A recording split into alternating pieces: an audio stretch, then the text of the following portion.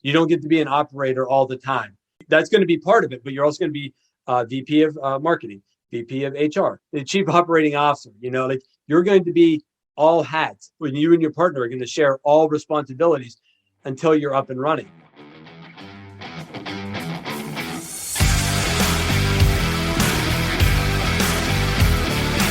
Welcome to the Circuit Magazine, the #1 source of information on protection matters, the industry-leading magazine for all security professionals who want to stay ahead of the game.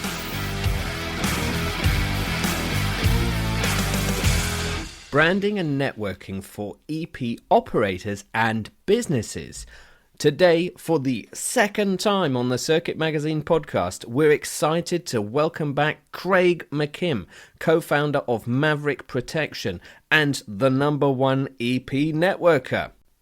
I'm here with Elijah Shaw, and today we're going to look at this fine balance because we've looked often at branding and boosting your own presence as an operator, but what about a business? Do the same rules apply? Elijah, what do you think about Craig's advice and passion in this area? It's hard to disagree with Craig because the results speak for itself. You take a look at the people in his network and the people he interacts with. Heck, we've even had him on the show twice now, and that's I think right. Very few of our guests have been repeats of this part. So, when you have people like that, you want them to come on board, and when they're happy to share their knowledge, we're just happy to have a platform for them to do it at. That's a good point, isn't it? Because Craig really does want to share his knowledge. And I think I shared this with everyone before, but Craig and I bonded initially at the IPSB in 2016 over his Gary V trainers. Why is that connected to EP? Well, he was a big fan of marketing yourself, of having a realistic way of adding value to a conversation, and we really struck up a great dialogue, and we've been keeping it going actually over the years. He very kindly, in the beginning of lockdown, I don't know if people remember, he did some nice segments on personal branding as well, helping out the individual operator, and I think as an industry we've really come quite far in 2 years. Even the quote-unquote grey professional has really opened up and thought about ways to demonstrate how they can add value to the community online. Well, for my part, I'm happy to welcome Craig back. He's the perfect mix of enthusiasm and expertise. Anytime I talk to the guy or listen to the guy have a conversation or read some of his writings, his personality always shines through. And I think that's the perfect fit for someone who's immersed in the networking space, in making connections, but particularly in making connections with other protectors around the world. Well, let's hear from Craig. Let's understand how networking and branding go hand in hand, and let's actually pull apart the difference between personal branding and branding as a business.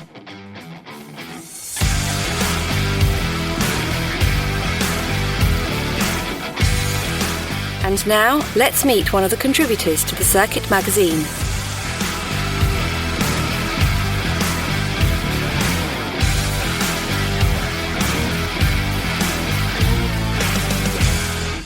EP, networking and business development. It's a great pleasure to be back with the one and only Craig McKim, co-founder of the Maverick Protection Group. It's wonderful. You're the first returning podcast guest. And how are you? It's a great pleasure to see you. Well, I'm honored. First of all, it is a great honor to be a return guest. And I am well. I'm great. As we were touching base earlier, business is well and scaling and growing, and personally, I'm living the life, so I don't have any complaints right now. Ask me in 15 minutes, but right now everything's fantastic. All right. Well, I'll go easy with the questions. Don't worry. But I think we can really build on your first episode that we recorded, and actually that was a very popular episode. People should definitely check it out because we were looking at personal branding And the way in which the individual protector has to be the gray person, yet they need to get their face out there. They need to network and, create that opportunity network. But now, what if we talk in the wider sense about networking for business branding, and for your personal career as well? What is the big problem you think people need to solve? What are they not doing that you feel that they should generally be doing? First thing that comes to mind is kind of picking where you want to be. And I don't remember exactly if I talked about this in personal branding, but when you're networking, people, I should say experts on it, in marketing or advertising and things like that, talk about, picking, who do you want to serve? Where do you want to serve? Like, with whom, do you want to do business? And what a lot of people want to do, and I have fallen into this before, but I'm slowly kind of pulling myself away from it, is, we offer a service at Maverick Protection that we can sit there and say, yeah, it's for everybody, or everybody can use what we have, and which to a point, I think there's probably some truth to that, but we're not going to get everyone. So where do we want to be? Who do we want to spend our time with? Who do we want to work around? What's, do we want to niche out? And is it just EP, and we're just going to push EP and we're not going to take anything else, which I don't think that's possible as a startup. I think you really and let me take a kind of a sidestep here. In the startup world, if somebody's willing to pay you to do the work that you want to do, and in this case, let's just call it security, I think you say yes. Outside of absolutely not being able to make it work financially, like, can you pay your people to work, or am I going to get paid, what I'm worth, or do I just need the income? And it doesn't have to, there's not a threshold that I'll stop myself to. I think part of what, the first thing people need to do is kind of decide who they want to serve, where they want to be, the type of business they want to do, and really focus on that. But then also, so that's the North Star, right? That's the 5-year goal, or whatever, the 2-year goal, whatever it is. But between now and then, I'm a business, I'm a startup. Cash is the lifeblood. So, what is it that I'm willing to do? And I need to, like, I know what I want to do, but what am I willing to do to get to that point? And so that's something that I think that needs to be focused on, and also needs to be executed against. That's really a great point, isn't it? Because you can say, I'm a celebrity bodyguard firm. You don't have any celebrities to protect. You can sit on your hands the whole time, or you can work with executives, work with corporations, and tell them that, what? Do you know any celebrities? Right? But at least you have proof of work. So I know this isn't really the quick fire format that we did last time, but I want to kind of follow the same line of thinking. What about you? You're more developed in your own career now, but where does your passion for networking and branding still really come from? Well, it's just the reminder to myself almost every day that any level of success that I've had has come from networking. And the branding part of it just kind of happened because I did become passionate. I mean, Tom Bilyeu, guy who invented, he has a show called Impact Theory on YouTube. He's also one of the founders of Quest Nutrition. He talks about that. He's like, you start doing work and you develop a passion for whatever it is that you're doing. You get into it. I mean, how many of us fell into the security world by being a bouncer to start off with? And my 175-10 frame doesn't necessarily scream bouncer to people, but that's what I did, and that's where it started. And as I kind of graduated through doing different work and being willing to do all the other stuff to become executive protection professional, or whatever the term is, my real passion for, like, I love the work and it's great, but it's the type of people that it puts me in touch with. And that's really what it is. I mean, service minded, A lot of times military, a lot of times law enforcement, there's a duty, there is a camaraderie that comes with it.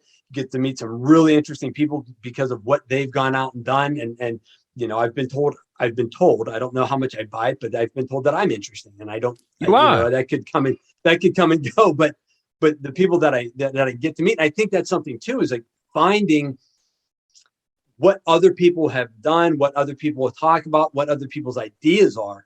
If you can find those is interesting, that's probably another thing that you should be doing, because they talk about falling in love not with your work or what you want to do, but falling in love with your clients. In this case, for me, it was just the people that I get to be around, the people that I get to work with every day. That's what, like, that really is what keeps bringing me back to the job and to the industry. So that very much jumps on to what would be, if I was doing the standard format that people seem to know on this podcast, what should the uninitiated know? Well, let's face it, no one's completely uninitiated, but I think the concept of people thinking they know about networking, but actually not, they just literally go hello and hand out a business card without any conversation.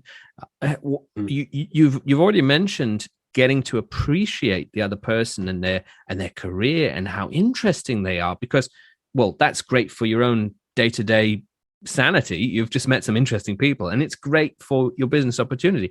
What about the people who not are uninitiated, but they're thinking, oh, well, networking, it's hard. It's not for me, or they're a little bit worried. Every person that it was funny. I was just having a conversation with a leader in the industry today. Couple, worked for a couple very large company businesses. And that was one of the things he had mentioned. He goes, you know what, Craig, for the last 20 years, he's been engrossed and he's grown, and he, director level. And he's just like, the thing I haven't done, that's where I've really been weak, is my networking. Now, from his perspective of what he was talking about is what we're talking about, go out and meet people and things like that. But his ability to network has been how many people he's touched as a trainer, thousands of people coming through the industry. And so, he wasn't uninitiated, but from the perspective he was looking at it, I wanted to have him reframe it and tweak it and say, no, part of my presentation, my seminar on networking comes directly from him. We talk about smiling. I talk about smiling a lot. I beat our guys over the head at Maverick Protection Group to on your bio, smile. On your state card, smile. People are getting a sheet of paper about you, and it's a bio. It's some work that you've done or roles that you've held, some certification, some licensing, and a picture. That's all they get. And so, if you're that guy as opposed to this guy, who do you think has a better impression on whomever is looking at that piece of paper? So anyway, I could go on and on about that, but from his perspective, I haven't done enough networking. But then he says to me, Craig, that is so huge in that. Chuck Randolph in my presentation for EP Access, that was something that Chuck said to me. He goes, Craig, this is one of the that's one of the most important. It could be the most important tool that you have in your toolkit in the industry. Yeah, it's great to get to the range, get to the dojo, get to the, go driving, all that stuff. It's like, that's important. But once you have those skills, how do you get in front of somebody? Because there's tons of people applying for jobs every day at all the openings that are coming up. I know stateside, there's always something. There's, all the companies everybody's hiring right now. And it seems to be anyway. But how do you get in? Well, I mean, how do you stand out? Which, we talked about personal branding and things like that, and how much social media do you want to do versus quiet professional versus operational security and all that stuff. But it doesn't have to be just that. It's sending out an email. Let's catch him. And that's how I got in touch. I went looking for him on LinkedIn, and I found that he wasn't there anymore. And I was like, holy cow, it blew my mind. Send him an email. Hey man, what's going on? Let's catch up. And I don't know the last time we were on the phone, but we kind of follow each other from afar, and we had an hour-long conversation today. So it was, that's the uninitiated is like, yeah, it's work and things like that, but it doesn't have to be in the sense that you think it is. It could be simply you're a trainer, Yeah. you're you're in leadership, whatever, or having a voice, typing something up on LinkedIn. That's networking. It doesn't always have to be glad handing and smile. What is it? Grin and grip. It can just be it can be your contribution to the And I industry. love that you mentioned smiling. I don't know if you know, but a couple episodes ago we had Jermaine Flight hashtag bodyguard with a smile. That's his calling card, right? And I don't see That's awesome. It could be everybody's calling card though, because in an ostensibly service industry, I mean, maybe not covert operations in that respect, but well, fair enough. Everybody could smile and get over it. So I know maybe last time, and it's good to refresh everyone's memories a little bit. We talked about effective networking and ineffective networking, and one of the examples I made just earlier is, hi Craig, never met you before, have a business card, right? Right. Yeah. I get it. If you are super shy, then okay. Maybe another form of networking is for you. But generally speaking, adding value before you're asking, seek to understand before being understood, Mr. Stephen Covey. Jab, jab, jab, right hook, Mr. Gary V. Yeah. There's lots of things that we can think of. How does that translate in a business context? Because how does a business tout for networking and add value before trying to be understood? How does that translate? I think with that, from a business standpoint, is understanding, and I think it just comes down to just conversation and understanding what are the pain points that these other businesses face, whether it's a contract company that you're working through, or direct, like a direct bill, like you're going, I'm walking right into this company to push my services, to sell my services. And I think, when it's transactional, because the thing is, like, you're going to be working for a business, but you're selling it to a person. It's person to person. And I think sometimes we forget that. I know I do. It's a constant reminder. I am, as much as I don't want to admit this because my partner might hear it, I'm no expert, right?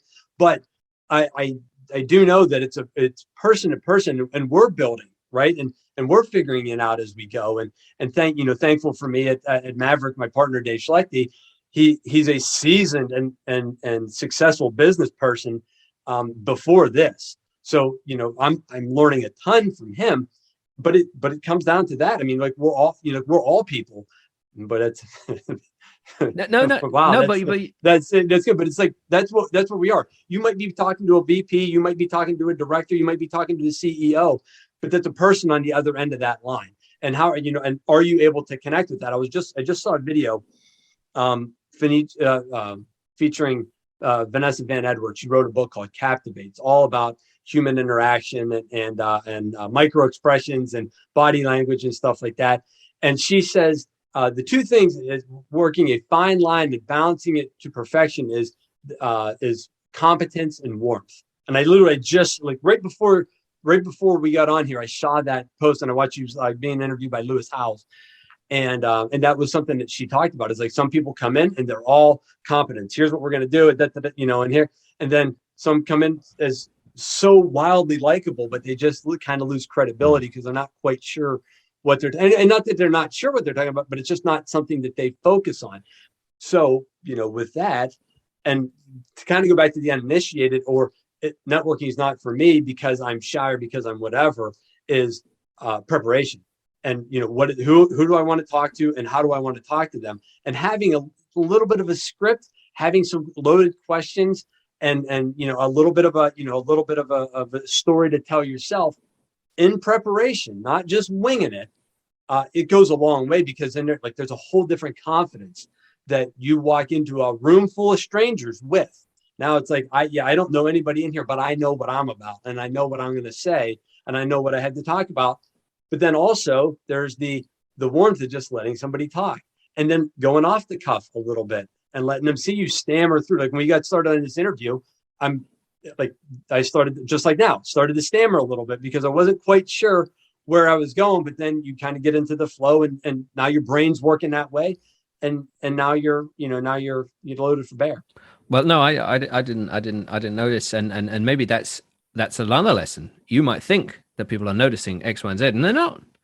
They're too busy worried about themselves. Yeah. What am I doing wrong? How am I coming across?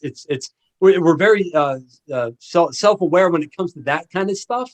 Like, I don't want to. A number of us are anyway, and I'm one of them. But I do remind myself that again, these are all people, and they're all worried. They're worried or concerned or thoughtful about how is it that I'm coming across? Because I'll stand there, and I've talked about this before. Like you stand kind of with your arms closed. You're like this. I'm not saying anything because it's like that's just a comfortable way to stand for me.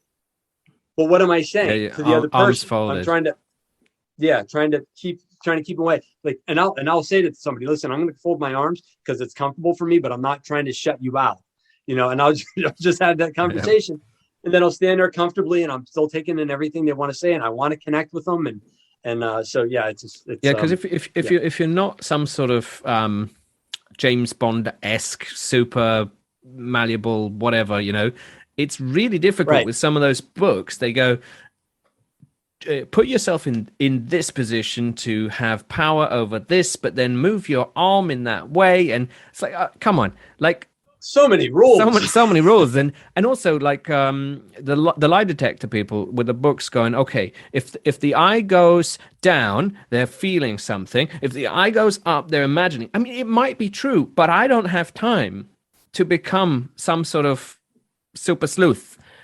So sure. Right. So just being personable, just being open, I think is really, really key. And there's something to be said for pre-suasion. I don't know, this isn't my term. There's a book, Robert Cialdini, pre-suasion, which is by the time they've gotten around to talking to you, there's already something that you've been able to show to them. Like you're running some excellent networking events. For example, we've got the EP forum coming up, networking event coming up on the 16th of April in Grapevine, Texas. Mm-hmm. And already people know what it's going to be about, and they've been pre-suaded, and they've seen you've done something previously in Columbus, Ohio. So like, okay, mm-hmm. and they're conditioned to actually receive that information. I mean, maybe persuasion is a very marketing-esque term, but how does that apply in the world of EP? How do you see people persuading one another that they're okay to do business with? Oh boy, I think it's though the market's growing and though the industry is growing specifically to EP, and I'm sure in other parts of it. Parts of the security industry as a whole. I feel like, or I believe that it's very much a kind of a word. It's a word of mouth thing. Because it's so out there now. I know you can really do some. I think you can do more damage on social media than you can do positively. Because once you start to throw in your, in the States here anyway, your political affiliations. Your beliefs about whatever, right? I mean, and you can really do some damage because again, just like a bio, somebody's getting that snapshot, that 60 seconds of something that you said that now lives forever. And so they don't really know. They know that they've seen you. Like Grant Cardone. Now, Grant Cardone is obviously this is out of the EP world, but Grant Cardone is a billionaire that sells that's in not commercial, but real estate, multifamily apartments. Yeah. He buys and sells and invests. He's an investor and probably a developer, if I had to guess. When I first saw him, I was like, all this dude just talks about money. Like, that's great. Like, that's your thing. Like, okay, but that's all it was. It was clip after clip after clip of money. Get your money right. Gotta have money. Which, to a point, now having learned more about him and actually listening to a full interview that he did with Ed Milet, I see why he talks about it all the time. And he talks about leaving a legacy for his kids, being a big donor at his church, being able to donate to the causes that he sees, that he values, to be able to do all this good potentially for other people. I'm like, oh, that makes a lot more sense, because he just seemed like a jackass before. But in this, coming from a guy who's not a billionaire, right? Just like he really rubbed me the wrong way. Now I'm a big fan. I believe his in Cardone University that he has, and I'm thinking about going through one of those courses myself. But it was just understanding him as a whole. But the thing is, that's what I'm willing to do, and kind of look into it further instead of taking it at face value. Why is he like that? Like, what is it? But somebody pops up on social media and Facebook and says whatever they say, and that's all they put. That's all they post. And it's always negative, and it's always bagging on somebody. And it's this guy's wrong, or I'm right. In an industry filled with alphas and type A's, like, there's a lot of that. Yeah, and that's fine. But also there's the people that aren't like that are also successful, that also have something to say, that are willing to sit and listen to what you have to say. I mean, just you take somebody like and now this is not me pegging anybody for their personality or anything like that, but Elijah Shaw is a pretty successful guy. Most people in the industry would know who he is. When you're talking to that guy, it's like nobody else is in the room. It's like he's focused on what you're saying. He's listening to your ideas, what you want to tell him. And then he replies to that. Same thing, having a conversation with Christian West, another guy who's pretty successful in the industry. He'll ask you, what do you think? What's your opinion about this? I was thinking this. What about you? They're inquisitive, and they want to know. So, but that is interesting. Yeah, and I am very fortunate that I get to talk with Elijah on these podcasts so many times. Mm-hmm. I am impressed by his line of questioning. I am impressed by his curiosity. But I do wonder, though, if that approach is really nurtured when you have your own business and you start to see people as people. And I wonder if you're in a very big corporation, you have a different mindset where you're looking at hierarchies and you're looking at how your internal structure works. But the moment you extract yourself and you set up as an EP operator, I believe then you have to learn from these industry leaders as to how they've shifted their mind, because they continue to ask questions, because actually that's a very valuable thing. You never know what you're going to get. It could be a really good nugget. Yet, if I am a VP of excellent directorship, right, then I need to imbue everybody with a sense that I am amazing and you are beneath me. I know I'm exaggerating there, but do you think there's something to that? Maybe some skills that someone starting out as a solo operator thinking, you know what, I'm going to have my own firm. They really need a different mindset if they have been in a corporation before. Or maybe they need to go see Carlos Francisco, the corporate security translator, about... He's awesome. Love Carlos. Yeah. About moving out of the public sector mindset. There must be something to it. I don't know if there is a canonical truth to it, but I was just listening to what you said. Yeah. Making a switch, just talking about switch, from employee to employer, or at least business owner, even if you're working on your own, there has to be a mind switch. And what I think people tend to do, or often, or the people that make the most of it are able to make that switch rather quickly. But I think people I love what I do. I love doing the work. So it makes sense that I can go out and make more money if I'm the one, if it's my business, which there's some truth to that. But also, if you're going to scale, then you like you said, you have to remove yourself at some point, if even just to be able to take a look at it objectively and say, how would I handle this? Or how would I, if I'm looking at this organization, what's wrong, what's right, and how do I, who do I bring on, or how do I account for my deficiencies? What is it that I need? I'm really strong at this, and maybe that's one of the things is like, am I able to start a business on my own? Do I have all the tools to do it? Probably yes, but to what degree? I'm really good here, but I need to be up here with this, but I'm down here. But can I find somebody who's kind of my opposite with that I'm able to work with and have a broader, like you put it, great earlier, it's just like a broader mindset of the work itself, and not falling in love with necessarily what you do, but the people that you serve, because that's what it's going to come down to. You have to take action. And one of the things that you can do as far as branding is like, can you be somebody who always takes action? Can you be somebody who always answers the phone? Can you be somebody who has the proper licensing? Can you hire the right people, the people that have the training that you need them to have in order to do the job that you want to do? And, a lot of the guys that we employ, they can do EP. They can do that, the high net worth individuals or the families or the celebrities, they can do that. Right now, Ohio's not a hotbed for that. So what else can they do?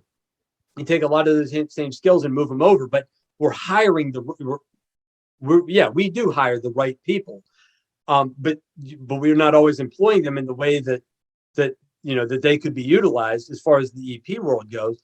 But we're also keeping them employed by giving them, or not giving them, but by assigning them other work, because they've given it to themselves. They've answered it's the same thing with being a good employee. They've answered their phone. They've gotten their credentialing.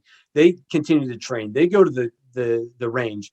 They listen to me when I tell them, hey, will you please smile? Like, they do all these right things.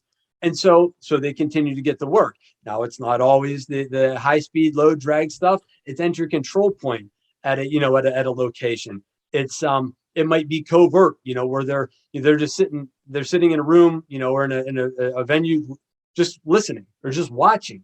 There's no protection going on. There's no cameras. There's no paparazzi. There's no private jets.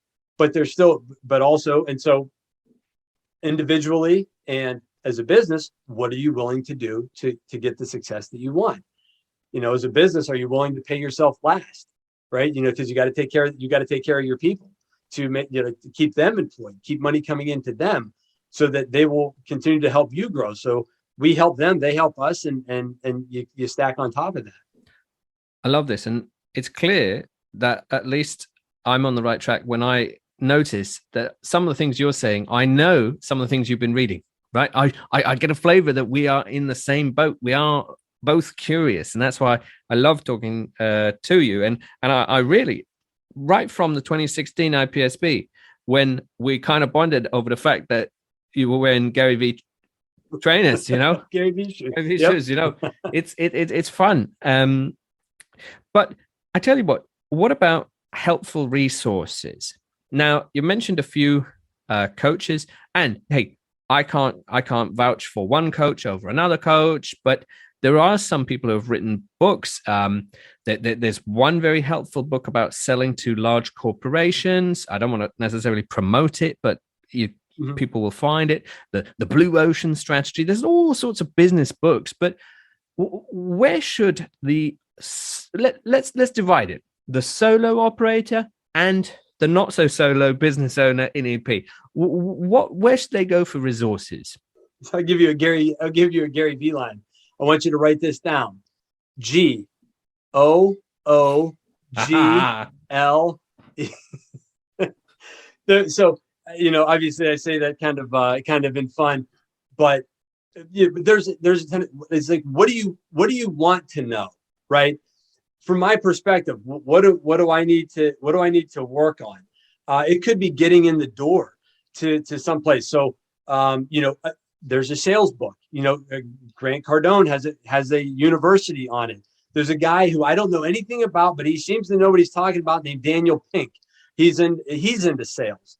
And like it or not, folks, I'm here to tell you, like it or not, I'm not a sales guy.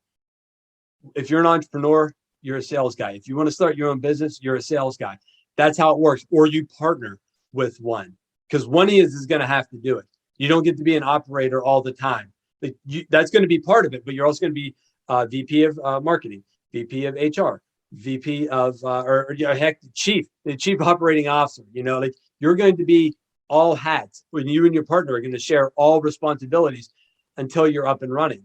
On the detail that we're on right now, we had a guy step up who literally took it from us, the scheduling, and we're bringing people in from out of town. I mean, within the state, but from out of town, and organized the hotel rooms for us.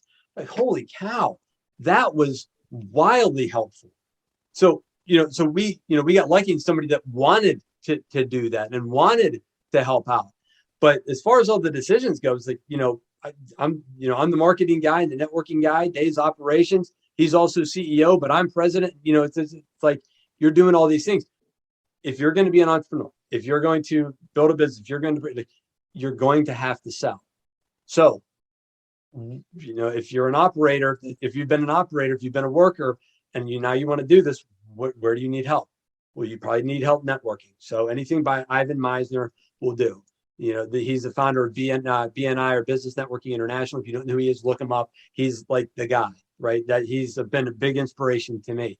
So networking there. You mentioned Robert Cialdini wrote a book called Influence. I know we're not promoting things here, but that's a great book to talk about, right? Gary V, the Ask Gary V, but a lot of it's taking action. People want to pontificate and debate and think about, maybe should I do this? I don't want to spend too much time going this route and find out this is the wrong direction. But just start taking action, and that first step will show you probably where your next step's going to be. And then you might have to ask for advice. Who have you networked with? Who else has done it before you? Tony Robbins talks about that all the time. It's like modeling. Who is where you want to be? Find out what they did and do the same thing. So it's going to take some research. Google that shit, right? It's go and find what you need. But you have to have a real honest conversation with yourself. What is it that you aren't good at? What is it that you are good at? Because it's not just about beating yourself up. It's, I'm really good at this. Okay, great. Keep doing that. Where do you need work? I know I got to frustrate Dave, and like, okay, Dave, why are we doing that? As far as business, like, oh, okay, yeah, that makes sense. Okay, I understand now. And then he calls me up. Hey, do we know anybody in New Mexico? Yeah.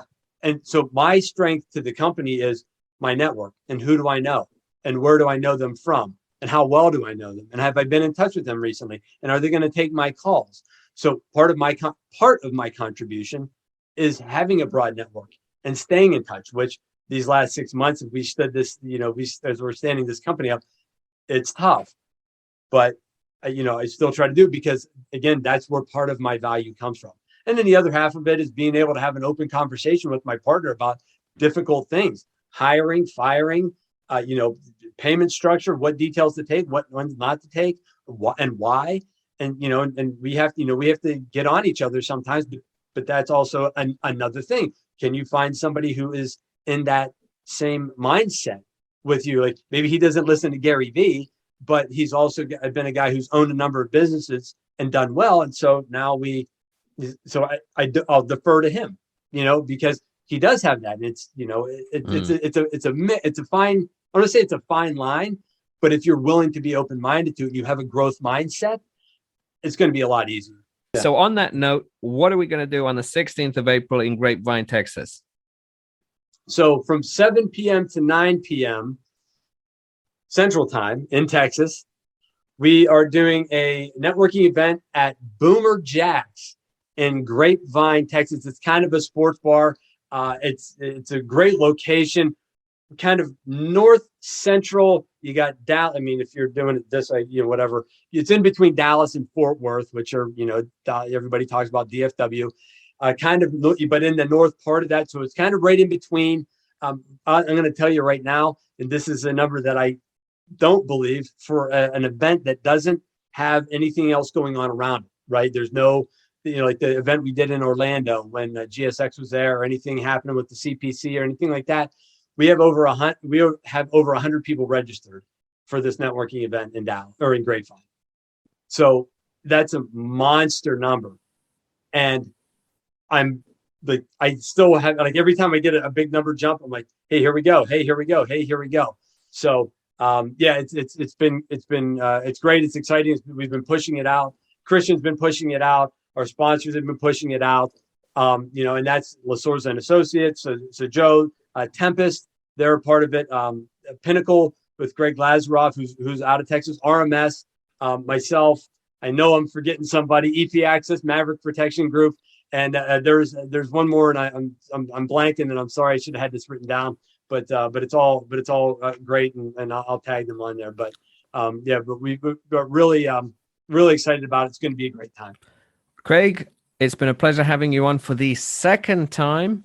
I really hope people listen to the first one and connect this as some sort of, wonderful tome. We'll create the anthology soon. But it's been a pleasure having you on. Thank you very much. It's always my pleasure. Love being here. Love talking about networking. Could do it all day. Thanks for having me twice.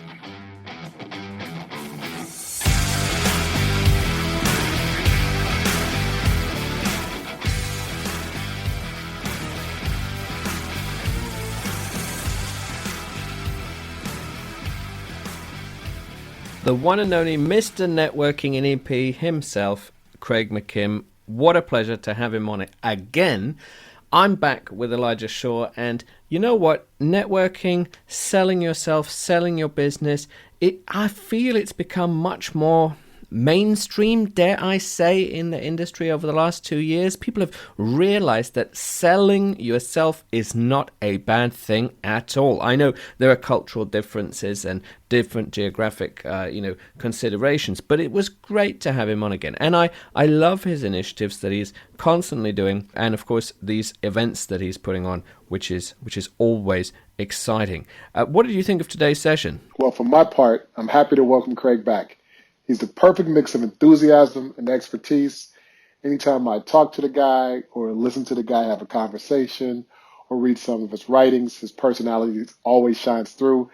And I think that's the perfect fit for someone who's immersed in the networking space, in making connections, but particularly in making connections with other protectors around the world.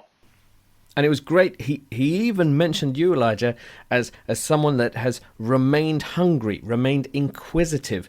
And I think that is a great lesson too. A great takeaway is that we can all benefit from continuing to ask better questions. How can we add value? How can we help? And I think, there will still be some people who are so uncomfortable with networking that they still just meet someone, say hello, hand a business card and walk away. And there's not a why or wherefore, there's not a connection, not a persuasion, as we sort of alluded to. So what's next for us then? Are we building this into the wider Circuit Magazine framework? What new topics? What we got coming out soon? What's next for us is we're currently working on the latest issue of the Circuit Magazine. Hopefully everybody has subscribed to the magazine. You guys can check that out. Let us know what you think. In addition, we have the BBA Connect app and the NABA Protector app. And one of the cool things that we're doing now in the NABA Protector app is we used to host a weekly Clubhouse call, and we call that EPHQ. It was, in fact, the first executive protection themed club on Clubhouse, and that was sponsored by the North American Bodyguard Association. Well, we recently just moved that into the NABA app because with the app, we've got some increased functionality. So now we have that same call, but now as opposed to just audio, which is what we had on Clubhouse, we now have audio and video. So we do our same weekly call on themes that are related to the executive protection professional. And I'd invite everybody to come by and check it out. It's free right now, so you can give it a whirl. Let us know what you think. Give us some feedback. We'd love to have you. And that's certainly an augmented experience. There's a lot of functionality on the apps, and I think that will really help the community get together and make everyone feel involved. Not that Clubhouse was bad. Clubhouse is still good, but I love the features on the apps. And there you go. It's actually networking in progress when you're on that app. And that's our very, very important topic of today. No matter if you think you are a shy but great professional, or if you're a very open and, outgoing professional, networking and business development is for you, but perhaps that little nuance between personal branding and business development and business branding and business development, I think that's a key consideration. Areas we could have explored more, which I thought could have been very handy, is more pitfalls where social media can get you into trouble. The challenges around taking a stance on something. Obviously, everyone seems to have their own foreign policy and stance these days, quite rightly so in most cases, but I feel it could be explored further. So, from Elijah and myself, this has been a fantastic edition of the Circuit Magazine podcast, and for the second time, it has been a great pleasure to welcome back Mr. Craig McKim.